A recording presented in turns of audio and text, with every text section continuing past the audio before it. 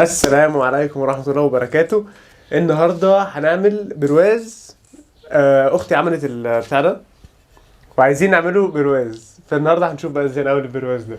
طيب حلو قوي. عمر، السؤال، عمرك في حياتك عملت اي حاجة نجارة؟ دي اول حاجة عملها نجارة النهاردة، وهنشوف بقى هعرف اعملها ولا لا. طيب يلا بينا. دلوقتي اول حاجة محتاجين نعملها ان احنا ناخد اللوح ده وعايزين نسنطره في الخشبة دي عشان نعمل البرواز. فاول حاجة نحطها على اللوحة، بعد كده عايزين نقيس سنتي ونص هنا وسنتي ونص هنا عشان تبقى كلها قد بعض. بس فهنبتدي نقيس.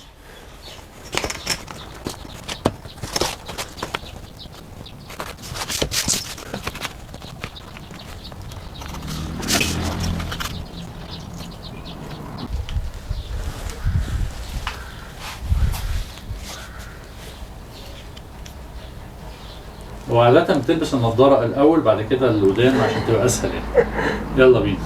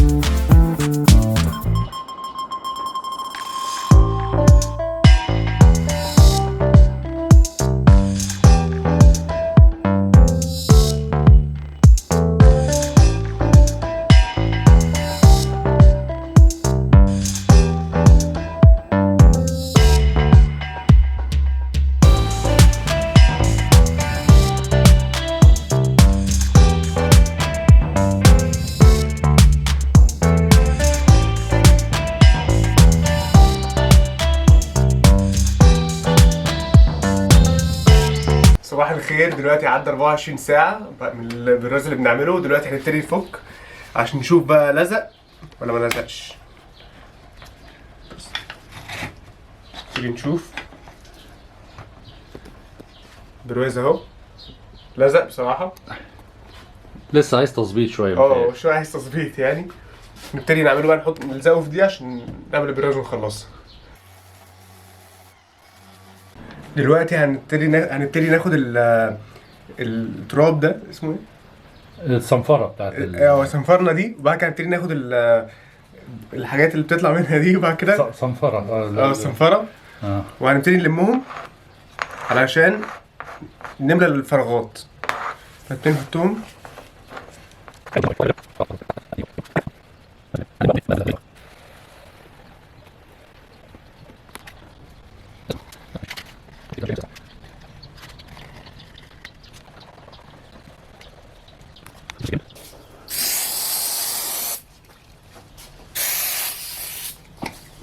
هنجرب نشوف هتخش ولا لا.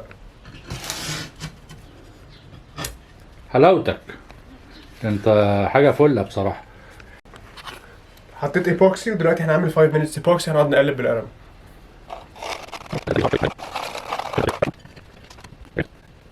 و ودلوقتي هنحط لينسيد اويل هندهن بيه زيت بذرة الكتان.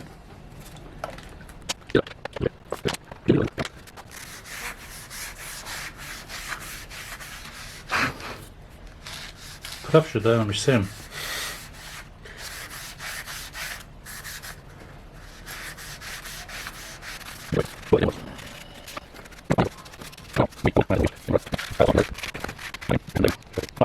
ودلوقتي خلصنا، ويا رب يعجب اختي بس ويعجبكم. الله ينور يا حاج عمر. يلا.